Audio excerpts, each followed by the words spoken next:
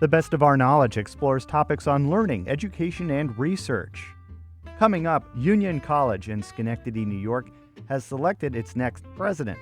Elizabeth Quiche will become the private institution's first female president in its 230-year history. And new research reveals new details about the nervous system of octopuses. I'm Lucas Willard, host of The Best of Our Knowledge.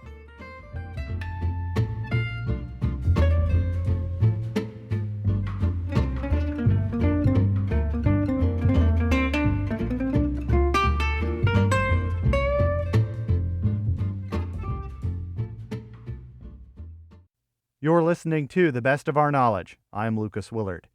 Union College in Schenectady has named its new president, the first female in the role in the campus's 230-year history. Elizabeth Quiche will become Union's 20th president on July 1st. She succeeds David Harris, who is stepping down after 7 years. The 63-year-old Quiche is a New York City native and former Rhodes Scholar who spent 12 years as president of Agnes Scott College in Atlanta. The philosopher has led the Rhodes Trust for the past 7 years. I spoke with Dr. Quiche to learn more about her background and goals for the private liberal arts college. So I am a New Yorker by birth, so daughter of Hungarian refugees. I grew up in the Bronx and went to PS 56. So coming to Union is coming back to New York, which is great. I then went to college in North Carolina to Davidson College, another wonderful liberal arts college. And I was fortunate enough to be selected as a Rhodes Scholar from Davidson. So I did my graduate work in Oxford, which is also where I met my husband, Jeff Holsgreave, who is an Aussie. So we met in Oxford. And my career has been, so I taught at Princeton, taught at a couple of other places as well. And then for 10 years was the founding director of an ethics institute at Duke, the Keenan Institute for Ethics, which coincidentally is celebrating its 30th anniversary this week. So that's kind of fun. It's a great week. Then I was president of Agnes Scott College in Decatur, Georgia, just outside of Atlanta for 12 years. And then 7 years ago, came to Oxford, back to Oxford to lead the Rhodes Trust. So I'm a philosopher by training, and now I'm going to be starting at Union College. So why Schenectady? Why Union? What attracted you to this job? Yeah, so I was really keen to come back to the U.S. and I just love liberal arts colleges. I think they're uniquely American institutions, and they do. I mean, I'm the product of one. I just love how they create this platform for young people, and a really wonderful campus culture and community. And then I fell absolutely in love with Union from the very beginning of the search process. And I guess it has to do with a lot of things. It has to do with it is such a innovative school. I mean, from the get-go, like it was one of the very first schools in America to teach modern languages and natural sciences, and then started an engineering school. So as I think about what a liberal arts education should look like in the 21st century, that span from the humanities and arts to engineering and computer science is really exciting to me. It's a beautiful campus. I love the fact that a third of the students are varsity athletes. So it's got a really good vibe and energy. And then both Jeff and I just loved Schenectady. Found it's a city with a very proud history, but it was just so cool to see everything that's going on there, the kind of the new restaurants and the new, shops and everything. So it also gave us a sense of for me, returning to New York, but also being a part of a community that's on the move. So private liberal arts colleges in particular are facing financial challenges. Union is not too far from where I'm speaking to you from Albany, where the College of St. Rose closed last year.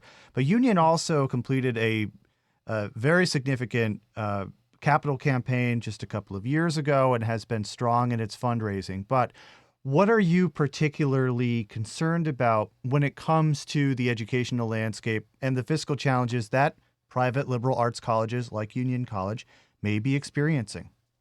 Yes, so it is. It's a challenging time for small liberal arts colleges for sure.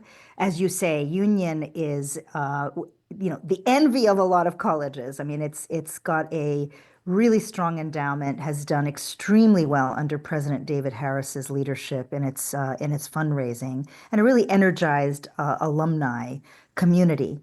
It comes down to, I think, and this is what I'm very excited to work with faculty and staff and trustees on is how do we take the kind of secret sauce that is a union education and elevate it, make it more bold, more visible, because it is a case of like communicating that value proposition to students and prospective applicants and their families.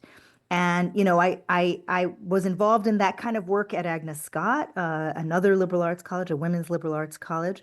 And so I know, how energizing it can be to work across a campus community to think, okay, we've got so many great things going on. How do we make them more visible to our marketplace, to prospective students?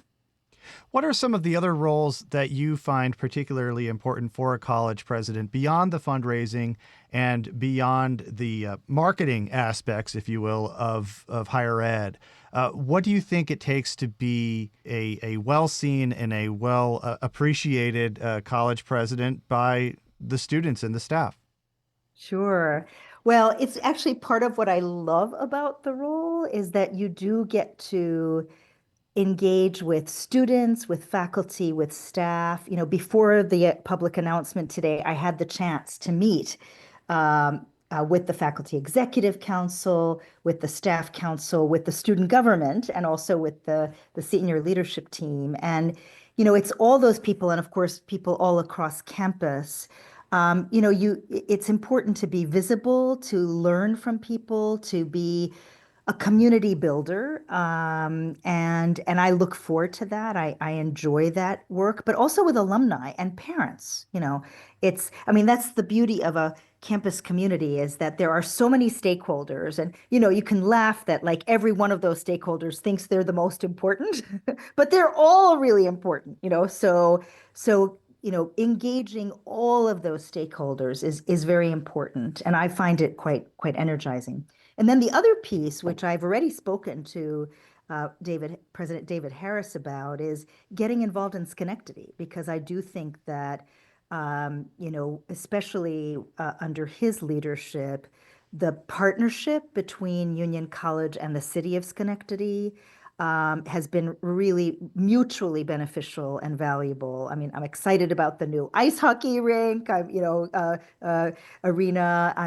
And also just excited to explore other ways in which the college can be a good citizen and a partner in Schenectady and in the region. And then I guess the last thing is, I do think this is a time when higher education leaders need to articulate the value of academic freedom, of freedom of speech, of building an inclusive community, of bringing young people together. I love the vision statement for Union College of developing every student to lead with wisdom, empathy, and courage. Those are really important values for the present moment. And so I hope that I will also have opportunities in collaboration with other people across higher ed to stand up for and champion those values. How do you feel about some of the most recent executive actions from President Trump with regards to DEI and withholding federal funding, and or his pause, his freeze on federal grants and loans, including research funding? What do you think, and how will you approach these challenges? Sure. So, I think it is one of the great assets of the United States that it has a higher education system that is the envy of the world. Students around the world want to come to the United States to study. And that's because it has created, Americans have had the freedom to create these vibrant college and university communities. that are inclusive, that bring students from all backgrounds together to learn from each other, to become, citizens in community with each other. So I feel really strongly about those values of inclusion. And I also feel very strongly about the value of research and the importance of research funding for the future, not only of colleges and universities. This is about the future of American competitiveness. This is about how we will continue as a country to excel in a very competitive global society and economy. So, I'm not starting till July, so I still have a lot to learn about union, but I really hope that I will have a chance, as I say, in collaboration with others to champion the value of support for research and of support for building inclusive learning communities that, prepare young people for citizenship in the United States and beyond. With the changes in Washington, though, does being a college president require a kind of new flexibility, if you will? Is there a need to sort of anticipate something that may not be able to be anticipated? Right. Well, the world always throws you curveballs, right? So, I was a college president at Agnes Scott when the recession happened, the '08 recession, which, certainly hugely impacted every college and university, and of course, every business and every organization. And I was warden of Rhodes House when COVID hit. So I think it comes with the territory that you do have to respond to the challenges of what's happening in the world. Um, but I think, across all three of those, I would say it's really important to be clear about your fundamental values. What is your mission? What are the fundamental values what is the fundamental value of higher education? And to work, with your trustees, with your faculty and staff and alumni to stand up for those. So, it's never boring. And there's always unexpected challenges. But I think it's precisely in a challenging time that it's most important to try to instantiate and to stand up for your core values. Well, Elizabeth, thank you so much for taking the time. I appreciate it. Anything else that you're looking forward to as you prepare for your arrival in Schenectady? Yes, absolutely. So, I'm really looking forward to getting to know the region as well. I mean, Jeff and I have traveled around the Adirondacks and the Berkshires. It's such a beautiful part of the world. So, very much looking forward to that. And I'm an avid hiker, so I'm hoping to be able to tackle some of the 46ers in the Adirondacks. So that's something that I'm looking forward to. And also going to the Proctor Theater, which I haven't yet been inside, but when I was there for final interview, we stayed at the hotel right next door, the Hampton Inn, and it just looks incredible. And so I'm looking forward to catching some shows too. Elizabeth Quiche has been named Union College's next president. This is The Best of Our Knowledge. I'm Lucas Willard.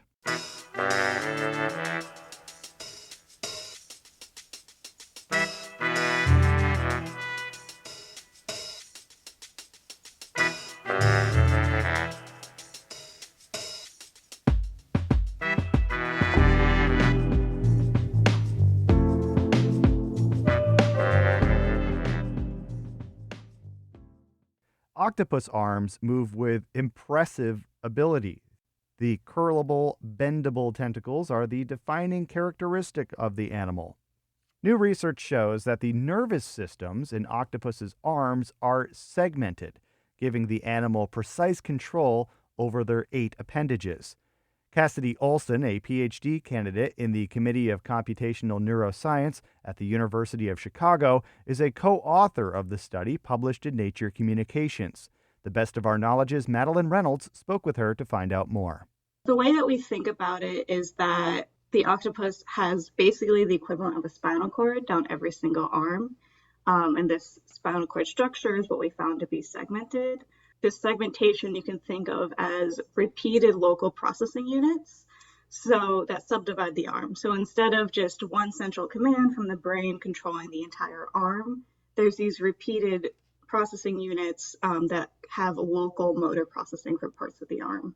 And we think just given the complexity of how flexible these arms are, the fact that there are these local processing units make it easier to control instead of just having the brain have to come up with a control signal for the entire arm at once.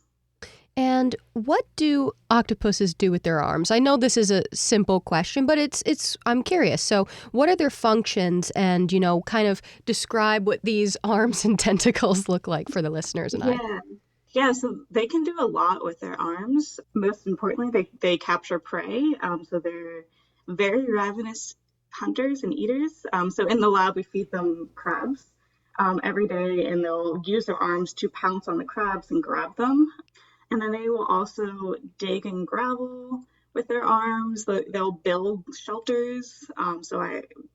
We give them a bunch of like cells and things like that they will take to build shelters for themselves using their arms.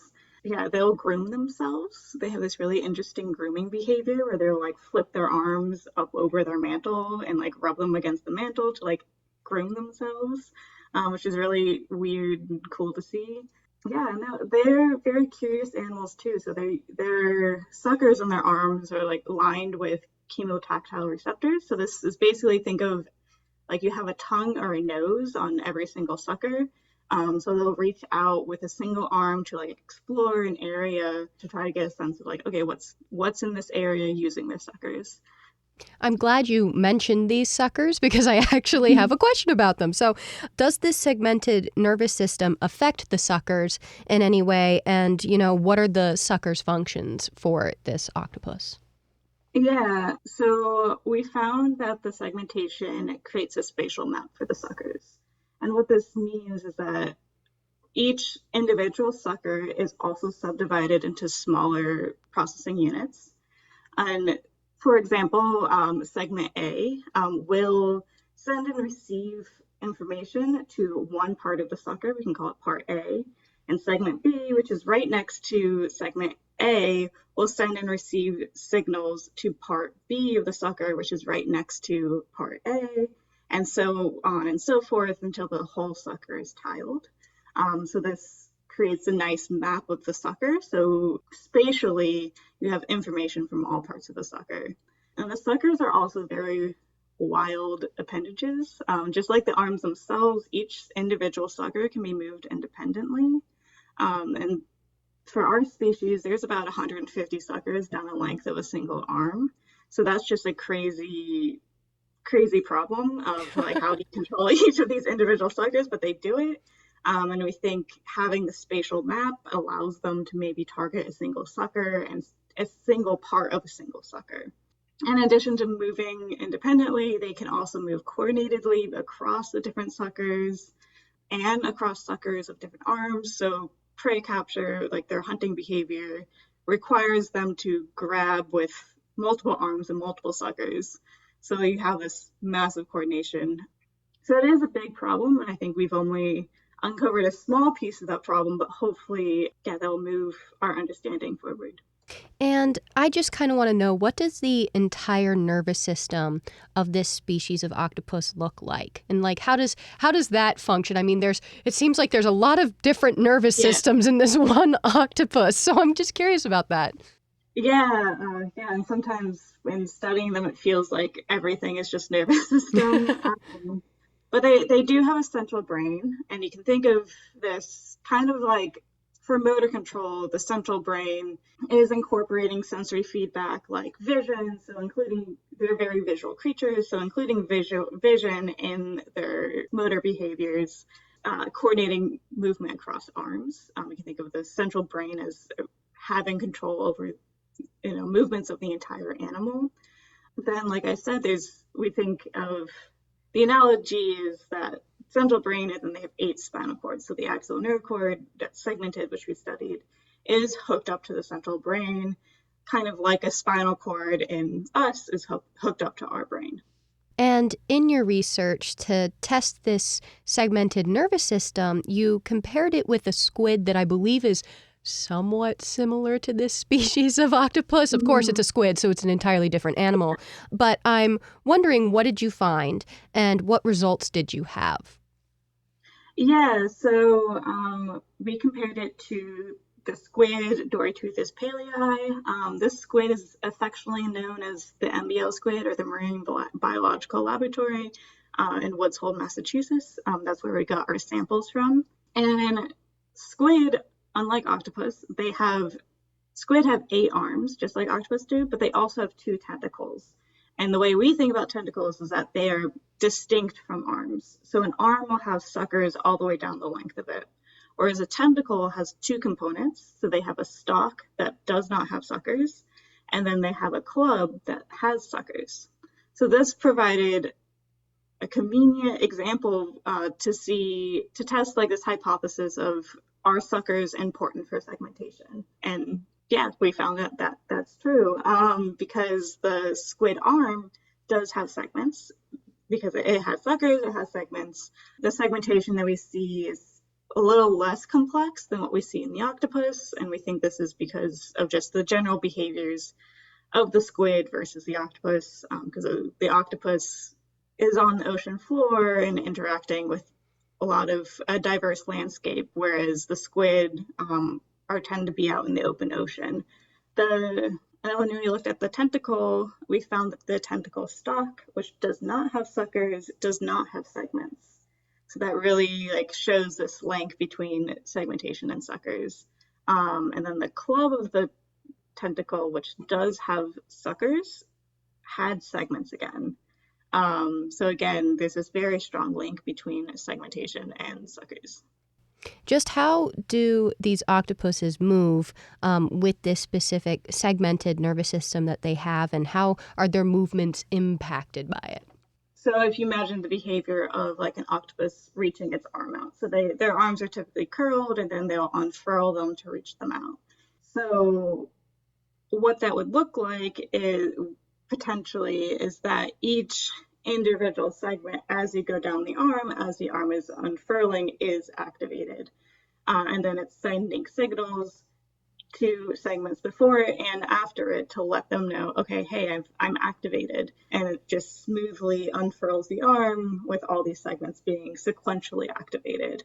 And that's a simple behavior, but you can think of that as for more complex behaviors, maybe it's only the distal part, segments in the distal part of the arm are activated to control movements there. If it were to bend or curl there, you have a single segment that's activated, and then that signal propagates to and from that single segment, allowing it to move around. And you also kind of mentioned this in your answer, saying that you believe from your research that there are other octopuses that do have this segmented nervous system because of the relation of suckers to this segmented nervous system, and in other animals. So do you believe that is true? And if so, why? And how many? Is it just all across the board sort of thing? Yeah, so a lot of the initial research into the octopus nervous system was done on Octopus vulgaris. And this is the common octopus that's found in the Mediterranean Sea, for instance. And it's a much larger animal. But research dated back to the 1960s, looking at the nervous system of these animals. And in those images of the stainings that they did, we were able to go back and see, oh, that looks like it's segmented equivalent to how our animal is segmented. So it's kind of once you realize the pattern, you start seeing it everywhere. But I think it'd be a really interesting comparative study to look across species of octopuses, because there are some that only have a single row of suckers. So our animal has 2 rows. So how does the segmentation pattern change? Or is there still a segmentation pattern if there's only 1 row of suckers? And the suckers can vary in shape and size across different species of octopuses and also squid, and the types of suckers. So that it's a very interesting comparative question. Yeah, how does this vary across cephalopods generally? And could you just kind of describe some of these specific type of suckers for us as listeners? I know it might be difficult, but I am genuinely curious. Like, I know how they look. They kind of look like suction cups a little bit. Yeah. But I'm just curious what those characteristics are for this octopus and maybe others that you know of. Yeah, so for our octopus, this might be getting a little bit in the weeds about structure of muscle, but like there's all these muscles that come from around the arm and wrap down to anchor the sucker in place, which allows it to hopefully move around a little bit more. Whereas with the squid that we studied, it seemed like there's a more concentrated stalk in the center of muscles that come down. And then the cup shape is different. It's more like a compressed tulip is all I'm coming up with. Whereas like the octopus one is maybe more of like an elongated tulip. Also suckers that in some species of squid that have barbs in them. So they actually have like little hooks. And then, so starfish, for example, have these little tube feet. Like that's how they crawl around. And I think this type of squid has, on the end of their tentacle clubs, has like a tube feet like structure on the end instead of like suckers. And my last question to you is, what are you excited for with this research for the future? Are you going to look into it more? And what are you excited to do next? So our study focused a lot on the description of the structure, and it'd be really interesting to look into the function. So we've generated a lot of functional predictions of how the segmentation could work and could control the arm. It'd be really cool to stick an electrode in the arm and see, does it function the way that we think it'll function? I think that to me is one of the most exciting next steps for the octopus. But yeah, and I think there's also a lot of interesting questions about levels of control, like we kind of got into, where okay, you have the central brain that does all this stuff, and then you have this arm that does all this stuff. Like how do those things relate to one another? Like because obviously they're all interacting, and the octopus is clearly being very effective in all its movements and things like that. So that's also another like really exciting thing to think about. Cassidy Olson is a PhD candidate in the Committee of Computational Neuroscience at the University of Chicago. Her research on octopus arms is published in Nature Communications.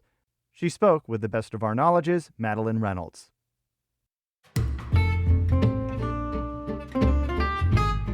This has been The Best of Our Knowledge, episode 1795.